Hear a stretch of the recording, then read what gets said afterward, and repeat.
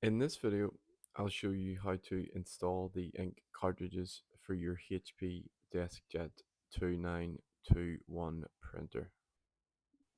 The first thing you need to do is take the cartridges out of this plastic packaging that it comes in. You'll also notice an orange strip at the top of the cartridge covering the contacts and the printer head.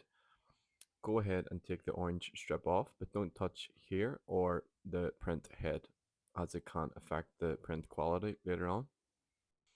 We can see this is the colored ink, and this one is our black ink. So if you need to rest them down, put them on their side like this. Now to access the ink trays, go ahead and pull down this lid at the front of the printer, and then in behind there is a secondary tray. Go ahead and just pull it down with your finger. You'll then see this sticker.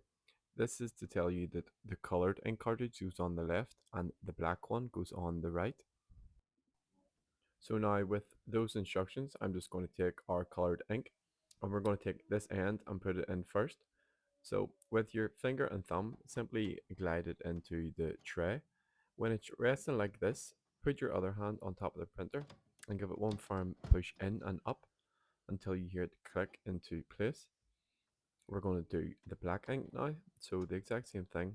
Glide it in here and then give it one firm press until you hear it click into place. And now you can go ahead and close both of the lids. You'll know you've installed them correctly if you come to the control panel and you see you have both of your ink levels displayed on the screen.